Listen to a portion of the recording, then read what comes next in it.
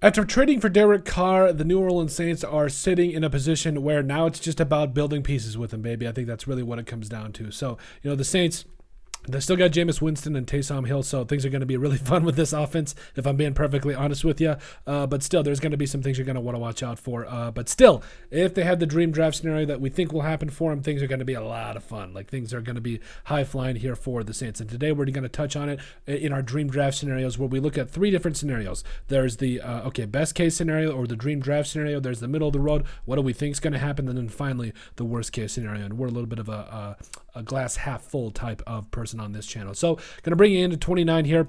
Don't think the Saints are really going to trade up. I think they're just going to really wait to see how the board falls to them and then potentially go from there. So I'm going to go ahead and start the draft here and see where things fall. So bottom of the first round. Should we just get a one-on-one replacement for Alvin Kamara? I'm kidding.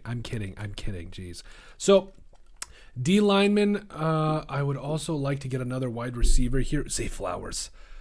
Zay Flowers is a lot of fun. I really like edge, like BJ Ajujulari, is in a really good spot here. No. If we're talking dream draft scenarios, it's one of the three wide receivers, whether it's Jordan Addison, if it's Zay Flowers.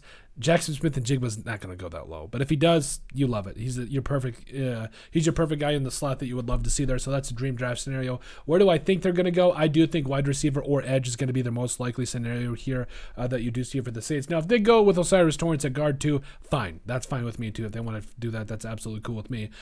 So that would also be a dream draft scenario if you do get O'Cyrus Torrence somehow in the second round. 29 is a little high for me if I'm being perfectly honest, but overall, I mean, I would be really excited here for the Saints, because there's even at needs. The only thing I don't see them going in this particular spot is corner, because Emmanuel Forbes did go to the Bills. Oh, the Bengals went with tackle. A little bit shocking there. But overall, if I had to stick and pick, I'm going Zay Flowers. First round, get a running mate for Chris Olave. Love to see it. Now, second round here, O'Cyrus Torrence went to the Seahawks. Oh, I hate it. That's okay with me, though, because Steve Avila, to me, is still going to be there, and he's a one-on-one replacement. So, really, or Luke Weipler, you are really in a fantastic spot at 40, getting your choice of Luke Weipler as well as Steve Avila. The two guys I think are going to be fantastic. Also, you got Joe Tippmann if things do fall and not go well there. What do I think is going to happen? You got three really good linemen there. You're probably going to take one of them. And what would be the worst-case scenario?